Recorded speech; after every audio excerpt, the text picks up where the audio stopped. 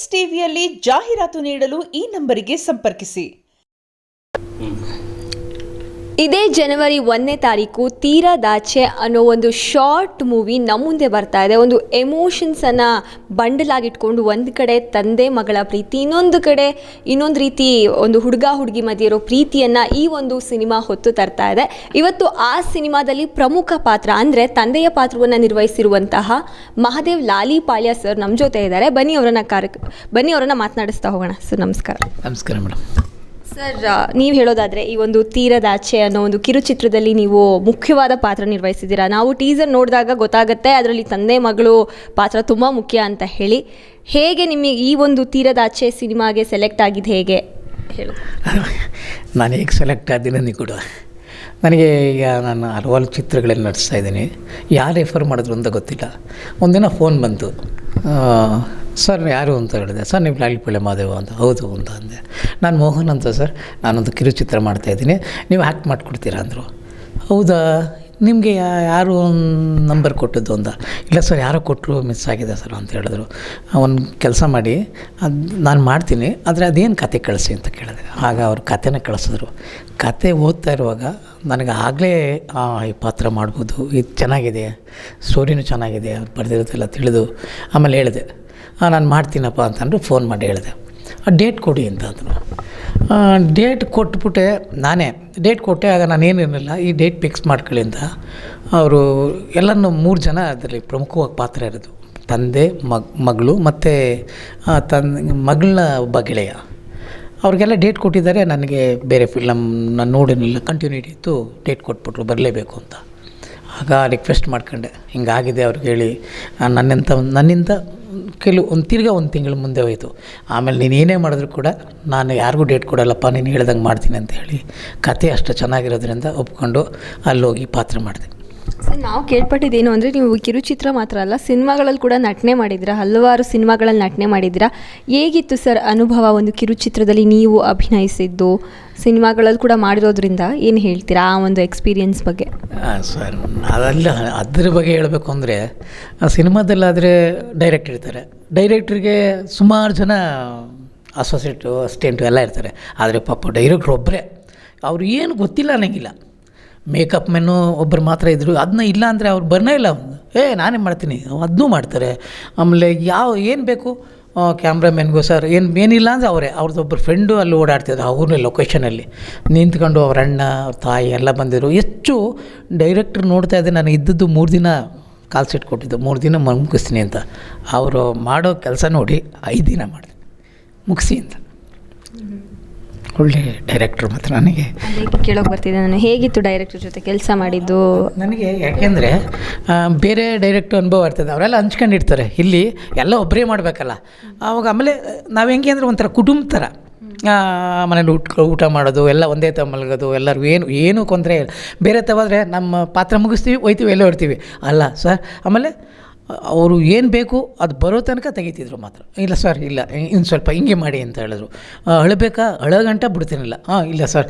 ಆಮೇಲೆ ಯಾವುದು ಇದು ಇಷ್ಟು ಬೇಕು ಇಷ್ಟು, ನಾವು ಬೇರೆ ತಾವು ಹೆಂಗೆ ಮಾಡ್ತೀವಿ ಅದಕ್ಕಿಂತಲೂ ಡೈರೆಕ್ಟ್ರು ಏನು ಹೇಳ್ತಾರೆ ಅದನ್ನು ಮಾಡಿದ್ದೀನಿ ಮಾತ್ರ.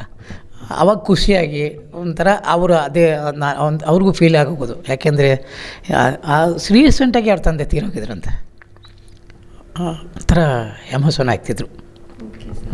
ಸರ್, ಇನ್ನು ನಿಮ್ಮ ಜೊತೆ ಆ್ಯಕ್ಟ್ ಮಾಡಿದವರು ಹೊಸಬ್ರಂತೆ, ಅಂದರೆ ಹೀರೋ ಮತ್ತು ಹೀರೋಯಿನ್, ಅವ್ರ ಜೊತೆ ಕೆಲಸ ಮಾಡಿದ್ದು ಹೇಗಿತ್ತು? ಅವ್ರಿಗೇನಾದ್ರು ಬರೆದಿದ್ದಾಗ ನೀವು ಹೇಳ್ಕೊಟ್ಟಿದ್ದು ಉಂಟು? ಯಾಕಂದರೆ ನಿಮಗೆ ಎಕ್ಸ್ಪೀರಿಯನ್ಸ್ ಇದೆ. ಅವ್ರ ಜೊತೆ ಹೇಗಿತ್ತು ಸರ್ ವರ್ಕ್ ಮಾಡಿದ್ದು? ಎಲ್ಲ ಮೊದಲು ಇವ್ರಿಗೆ ಹೆಂಗಪ್ಪ ಹೇಳಿದ್ರು ಅಂತಿದೆ. ಆಮೇಲೆ ಅವರೇ ನನ್ನ ಪಾತ್ರ ನೋಡಿ ಮಗಳ ಥರನೇ ಮಾಡಿದ್ಲು. ಆಮೇಲೆ ಅವನಿಗೆ ಜಾಸ್ತಿ ಅವನಿಗೂ ನನಗೂ ಸಂಬಂಧ ಇರಲ್ಲ. ಆಮೇಲೆ ಅವ್ನ ಪರಿಚಯ ಆಯಿತು. ಅವನು ರಂಗಾಯಣ ಮಾಡಿದ್ದಾನಂತೆ ನಾಟಕದಲ್ಲಿ. ನಾವು ನಾಟಕ, ರಂಗಾಯಣ ನಿರಂತರ ಎಲ್ಲ ಮಾಡ್ತಿದ್ದೆ. ಅದರಿಂದ ಅವ್ನು ಪರಿಚಯ ಆದಮೇಲೆ ಅವನು ಅಷ್ಟೇ. ಅವರು ಮೊದಲೇ ಅವ್ರಿಗೂ ಎಲ್ಲ ಕಳಿಸಿದ್ರಂತೆ. ನಾನೇನು ಮಾಡ್ತಿದ್ದೆ ಅಂದರೆ ಆ ಸ್ಪಾಟಲ್ಲಿ ಹೋಗಿ ಡೈಲಾಗ್ನ ತಗೋತಿದ್ದೆ. ಅವನು ಆಲೇ ಡೈಲಾಗ್ನ ಪ್ರಿಪೇರ್ ಆಗಿಬಿಟ್ಟಿದ್ದ. ಡೈಲಾಗ್ ಕಟ್ ಮಾಡೋದಲ್ಲಪ್ಪ, ಇದು ಹಿಂಗೆ ಮಾಡ್ಕೊಂಡ್ರೆ ಸರಿ ಆಯ್ತದೆ ಅಂತ ಹಂಗೆ ಮಾಡ್ದ ಅವನು. ಯಾಕೆಂದರೆ ಅವನು ಈ ಕತೆ ಹೇಳ್ಬಾರ್ದು. ಅವನು ನನ್ನ ಮಗಳಿಗೆ ಗೆಳೆಯ ಆದರೂ ಕೂಡ ನನಗೆ ಅವನು ಯಾರು ಅಂತ ಗೊತ್ತಿರಕ್ಕಿಲ್ಲ, ಅವನಿಗೆ ನನ್ನ ಮಗಳ ಗೆಳೆಯ ಅಂತ ನಂಗೆ ಗೊತ್ತಿಲ್ಲ. ಆ ಥರ ಸಸ್ಪೆನ್ಸ್ ತುಂಬ ಚೆನ್ನಾಗಿದೆ. ಮತ್ತು ಅಂಥ ಕತೆ ತುಂಬ ಒಳ್ಳೆಯ ಅನುಭವ ಆಯಿತು. ಸರ್, ನಾವು ಟೀಸರ್ ನೋಡಿದಾಗ ಅಪ್ಪ ಮಗಳ ಬಾಂಧವ್ಯ ತುಂಬ ಚೆನ್ನಾಗಿ ಕಾಣಿಸುತ್ತೆ, ಒಂದು ಎಮೋಷನಲ್ ಟಚ್ ಇದೆ. ಹೇಗಿತ್ತು ಸರ್ ಒಂದು ತಂದೆಯ ಪಾತ್ರ ಮಾಡೋದು? ನಿಮಗೆ ಎಷ್ಟು ಚಾಲೆಂಜಿಂಗ್ ಆಗಿತ್ತಾ ಅಥವಾ ಆರಾಮಾಗಿ ತಂದೆ ಪಾತ್ರ ಈಸಿಯಾಗಿ ಮಾಡ್ಕೊಂಡು ಹೋಗ್ಬೋದು ಅಂತ ಮಾಡಿದ್ರೆ ಹೇಗೆ? ನಾನೊಂದು ಹಳ್ಳಿಯಿಂದ ಬಂದವನು, ಆಮೇಲೆ ರಂಗಭೂಮಿಯಿಂದ ಬಂದವನು, ಆದರೆ ಮಕ್ಕಳ ಜೊತೆಲಿ ಬೆಳೆದವನು. ಅದು ನನಗೆ ಆಮೇಲೆ ಅಲ್ಲಿ ಬೆಳೆದಿರೋ ಸನ್ನಿವೇಶ ಇತ್ತಲ್ಲ, ಅದು ಯಾರಿಗೂ ಕೂಡ ಎಮೋಷನ್ ಬಂದ್ಬಿಡ್ತದೆ. ಅಷ್ಟು ಚೆನ್ನಾಗಿತ್ತು. ಇನ್ನೇನು ಬಿಡುಗಡೆ ಆಗ್ತಾ ಇದೆ ಸರ್ ಸಿನಿಮಾ, ಏನು ಹೇಳ್ತೀರಾ ನಮ್ಮ ಪ್ರೇಕ್ಷಕರಿಗೆ? ನಿಮ್ಮ ಸಿನಿಮಾದಲ್ಲಿ ಏನೇನೆಲ್ಲ ಎಲಿಮೆಂಟ್ಸ್ ಇದೆ ಅಂತ ಹೇಳೋದಾದರೆ? ಮೇಡಮ್, ಈ ಕಿರುಚಿತ್ರ ಆಗಲಿ ಚಲನಚಿತ್ರ ಆಗಲಿ ಒಟ್ಟಿಗೆ ಎಲ್ಲರೂ ಸೇರಿ ಮಾಡೋದು. ಆಮೇಲೆ ನನಗೆ ಹಾಡುಗಳು ಕೇಳ್ತಾ ಇದ್ದೆ, ಏನು ಅಂತ ಗೊತ್ತಿಲ್ಲ, ಯಾರು ಅಂತ. ಆಮೇಲೆ ನಾನು ಡಬ್ಬಿಂಗ್ ಹೋದ್ನಲ್ಲ, ಆಗ ಅವರೇ ಮ್ಯೂಸಿಕ್ ಡೈರೆಕ್ಟರ್ ಡಬ್ಬಿಂಗ್ ಥಿಯೇಟ್ರಲ್ಲಿ ಕುಂತ್ಕೊಂಡಾಗ ಇವರೇ ಅಂತ ಗೊತ್ತಾಯಿತು. ತುಂಬ ಚೆನ್ನಾಗಿದೆ ಹಾಡ ಕೇಳಿಸ್ತಾರೆ ಅವರು, ಕೇಳ್ತಾ ಇದ್ರು ಇವ್ರು ಯಾರು ಅಂತಿದೆ. ಅಲ್ಲಿಗೆ ಹೋದಾಗ ಅವ್ರಿಗೆ ಪರಿಚಯ ಆಯಿತು. ಆವಾಗ ಆಮೇಲೆ ಫಿಲಮ್ ಗೊತ್ತಿಲ್ಲ ಮೇಡಮ್, ಎಲ್ಲ ಸೇರಿದ್ರೆ ಮಾತ್ರ. ಈಗ ಲೈಟಿಂಗ್, ಕ್ಯಾಮ್ರಾಮ್ಯಾನ್ ಇರಬೇಕು, ಮೇಕಪ್ ಮ್ಯಾನ್ ಇರಬೇಕು, ಮ್ಯೂಸಿಕ್ ಇರಬೇಕು, ಎಲ್ಲ ಇರಬೇಕು. ಎಲ್ಲ ಸೇರಿ ಅದು ಟೀಮ್ ವರ್ಕು. ಒಬ್ಬರಿಂದನೇ ಕಲಾವಿದರು ಒಬ್ಬರು ಏನು ಹಿಂಗೆ ಅಂದ್ಬಿಟ್ರೆ ಆಗೋದಿಲ್ಲ. ಡೈರೆಕ್ಟ್ರು ಏನು ಹೇಳ್ತಾರೆ, ಅವ್ರಿಗೆ ಏನು ಬೇಕು, ಮ್ಯೂಸಿಕ್ ಹಿಂಗೆ ಬೇಕು ಅಂದರೆ ಮ್ಯೂಸಿಕ್ ಬೇಕು, ಮೇಕಪ್ ಹಿಂಗೆ ಇರಬೇಕು, ಗ್ಲ್ಯಾಮರ್ ಬೇಡ, ಇಲ್ಲ ಏಜ್ ಆದಂಗೆ ಹಿಂಗೆ ಇರಬೇಕು ಅಂತೇಳಿ ಅಲ್ಲೊಂದು ಸನ್ನಿವೇಶ ಇದೆ ಮೇಡಮ್. ನನ್ನ ಮಗಳು ಚಿಕ್ಕವಳಾಗಿದ್ದಾಗ ನಾನು ಕಪ್ಪು ಬಣ್ಣ ಹಾಕ್ಕೊಂಡಿರ್ತೀನಿ, ಕಪ್ ಮಾಡಬೇಕಲ್ಲ, ಅದು ಹಂಗೆ ಬೇಕು.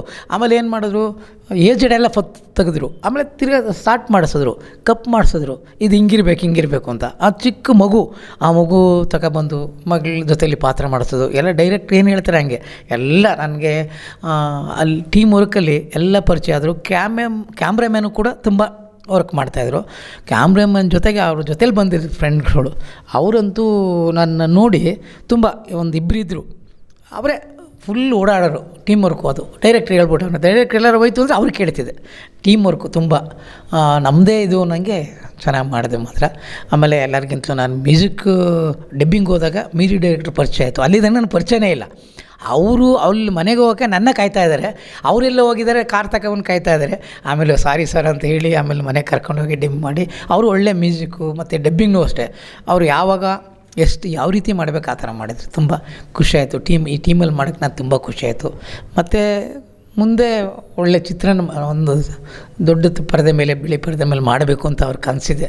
ಅದು ನನಸಾಗಲಿ, ಹಿಂಗೆ ಪ್ರಯತ್ನಗಳು ಕೈಗೂಡಲಿ ಅಂತ ಹೇಳ್ತಾ ಇದ್ದೀನಿ. ತುಂಬ ಚೆನ್ನಾಗಿ ಬಂದಿದೆ, ಅದಕ್ಕೆ ಇದೊಂದು ಅನುಭವ. ಅವರು ಸರ್, ಇನ್ನೇನು ಬಿಡುಗಡೆ ಆಗ್ತಾ ಇದೆ ಜನವರಿ 1ನೇ ತಾರೀಕು. ನಿಮ್ಮ ತೀರದಾಚೆಯಿಂದ ಸಿನಿಮಾನ ಜನ ಯಾಕೆ ನೋಡಬೇಕು ಅಂತ ಹೇಳಿದ್ರೆ ಪ್ರೇಕ್ಷಕರಿಗೆ ಏನು ಹೇಳ್ತೀರಾ? ಅದಕ್ಕೆ ಒಂದು ಗಾದೆ ಹೇಳ್ತೀರ ಮಾಡಿ, ಇದ್ದಾಗ ಏನಿಲ್ಲ, ಇದ್ಮೇಲೆ ಸತ್ತ ಮೇಲೆ ಏನು ಸಿಗ್ತದೆ ಮೇಡಮ್. ಹಂಗೆ ಆಸೆ ಇದೆಯಲ್ಲ, ಆಸೆ ದುಃಖಕ್ಕೆ ಮೂಲ ಅಂತ ಹಿರಿಯವರು ಹೇಳಿದ್ದಾರೆ, ದೊಣ್ಣೆ ಎಲ್ಲ ಹಿಂದಿಯವರು ಹೇಳಿದ್ದಾರೆ. ಹಂಗೆ ನೋಡಿ, ತಂದೆ ಮಗಳನ್ನ ತುಂಬ ಕಷ್ಟಪಟ್ಟು ಬೆಳೆಸ್ತಾನೆ. ಅವಳು ಹಂಗೆ ತಂದೆ ಮಾತಿಗೆ ಬೆಲೆ ಕೊಟ್ಟು ಚೆಂದ ಓದಿ ದುಡ್ದು ಬೆಟ್ಟ ನುಣಿಗೆ ಅಂತ ಹೊರಗಡೆ ಹೋಗಿ ಕೊನೆಗೆ ನಮ್ಮ ತಂದೆ ಚೆನ್ನಾಗಿರಬೇಕು ಅಂತ ಒಂದು ಮನೆ ಕೊಡಿಸ್ತಾಳೆ. ಅಲ್ಲಿದ್ದುಕೊಂಡೆ ಹೊರದೇ ಸ್ಥಳ ದುಡ್ದು. ಆದರೆ ತಂದೆ ಮಗಳು ಒಂದಾಗೋದ್ರಲ್ಲಿ ಅವಳೇ ಇರಲ್ಲ. ಅದಕ್ಕೆ ಮನುಷ್ಯ ಯಾವತ್ತಿದ್ರೂ ನಾವಿದ್ದಾಗ ಚೆನ್ನಾಗಿರಬೇಕು. ಮನುಷ್ಯ ಕ್ಷಣಿಕ, ಇದು ನಾವು ಯಾರೂ ಶಾಶ್ವತ ಅಲ್ಲ.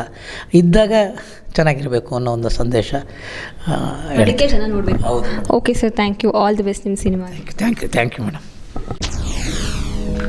SS ಟಿವಿ, ಸಿನಿಮಾ ಜಗತ್ತಿನ ಕ್ಷಣ ಕ್ಷಣದ ಸುದ್ದಿಯೊಂದಿಗೆ.